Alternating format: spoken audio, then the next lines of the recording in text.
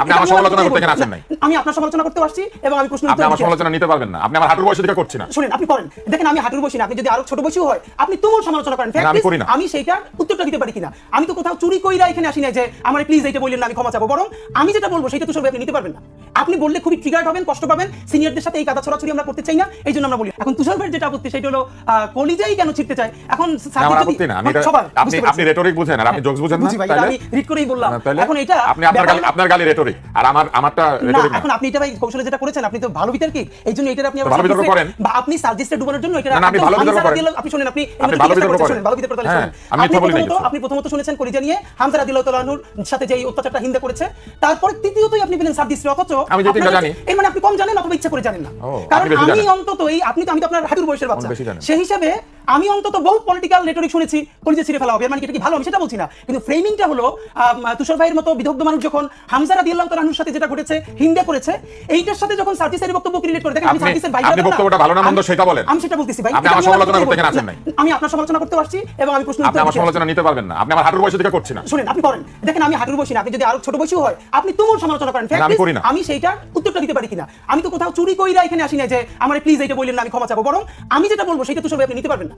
আপনি বললে খুবই ট্রিগার্ড হবেন, কষ্ট পাবেন, সিনিয়রদের সাথে এই কাদা ছড়াছড়ি আমরা করতে চাই না, এই জন্য আমরা বলি না। ফ্যাক্ট হলো সার্জিস যেটা বলেছে অবশ্যই সেটা ভুল বলেছে, সার্জিস সেজন্য ক্ষমা চাইবে কিনা সেটা আমরা সবাই বলবো, এবং এটা ভবিষ্যতে যেন না বলেন সেটা অবশ্যই আমরা বলবো, কারণ সেইটা অ্যাপ্রিশিয়েট করছে যে সার্জিস ভালো বিতর্ক করে, এবং অবশ্যই সার্জিসকে এর জন্য দুঃখ প্রকাশ করতে হবে। কিন্তু আমরা ফ্যাক্ট হলো যেটা যতখানি সিগনিফিকেন্ট তার থেকেও যদি সেটাকে আমরা ওইটার সাথে মিলিয়ে ফেলি তাহলে তো ওইটার সিগনিফিকেন্স হারাই যায়। বরং আমি আমার জায়গায় ফিরি, মির্জা ফখরুল ইসলাম আলমগীর সাহেব যেটা বলেছেন খুবই স্বাভাবিক, এটাই তো কথা যে না আসলে কি উপদেষ্টা পরিষদ পুনর্গঠনের জায়গাটা চলে এসেছে কিনা, কেননা যে উপদেষ্টা পরিষদ রয়েছে সেটাকে তুমি নিরপেক্ষ মনে করেন না, ক্লিয়ার?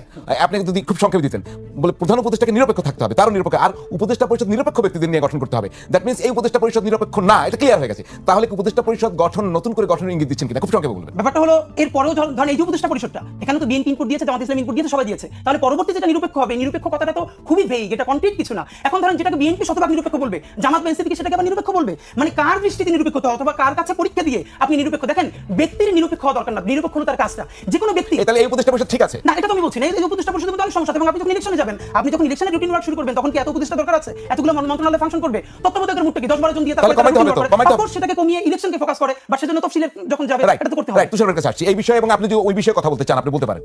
না, আমি কোনো বিষয়ে কথা বলতে চাই না। ফখরুল ইসলাম আলমগীরের প্রসঙ্গে এসেছেন, আমি সেটা বলবো। ফখরুল ইসলাম আলমগীর যেটা বলেছেন, ওনারা এই উপদেষ্টা মণ্ডলী নিরপেক্ষতা নিয়ে এক ধরনের সন্দেহ প্রকাশ করেছেন এই বক্তৃতার ভিতর দিয়ে। আর রুমিন ফারহানা যেটা বলেছেন সেটা তো ফ্যাক্ট। আপনি যেহেতু ফ্যাক্ট চেক করেন, আপনি একদিন বলে দিন ফ্যাক্ট চেক করে যে কার কার বিদেশি পাসপোর্ট আছে, কে কে বিদেশি নাগরিক আমাদের এখানে এসে আমাদের দেশে দণ্ডমুণ্ডের কর্তা হয়ে আমাদেরকে সেফ এক্সিট দিচ্ছে। যে কথাটা ফখরুল ইসলাম আলমগীর বলেছেন, এই অবস্থা তৈরি হয়েছে এই কারণে যে এই উপদেষ্টা মণ্ডলীর বিরুদ্ধে অভিযোগ উত্থাপন করেছে এই উপদেষ্টা মণ্ডলীর নিয়োগকর্তাদেরই একটা অংশ। অতএব এই বিষয়টা আসলে এখন একটা আলোচনার বিষয়বস্তুতে পরিণত হয়েছে। দ্বিতীয়ত, এই উপদেষ্টাদের মধ্যে অনেকেই আছেন যারা প্রকাশ্যে অথবা অপ্রকাশ্যে একাধিক রাজনৈতিক দলের সঙ্গে মেলামেশা করেন, সেগুলোর ভিডিও এসেছে, সেগুলোর ছবি এসেছে। অতএব তারাই যদি ক্ষমতায় থেকে নির্বাচন করেন উপদেষ্টা থেকে, তাহলে এখানেও প্রশ্ন আসবে যে এক ধরনের সিম্প্যাথাইজার এই উপদেষ্টা মণ্ডলীর মধ্যে আছেন, ফলে তাদেরকে তো অবশ্যই নির্বাচনের আগে হয় এক ধরনের নিরপেক্ষ জায়গায় চলে যেতে হবে, অথবা তারা নিজেরা যদি নির্বাচন করেন পদত্যাগ করে নির্বাচনে চলে আসতে হবে, তাহলে আর কোনো সমস্যা থাকে না।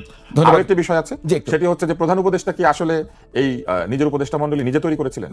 যদি তাই করে থাকেন তাহলে উনি ঠিকই বলেছেন যে প্রধান উপদেষ্টা আবার একটা উপদেষ্টা মণ্ডলী তৈরি করবেন, আর যদি তিনি না করে থাকেন, সকলে মিলে তৈরি করে থাকেন, তাহলে সবাই মিলেই একটা নতুন উপদেষ্টা মণ্ডলী তৈরি করতে হবে।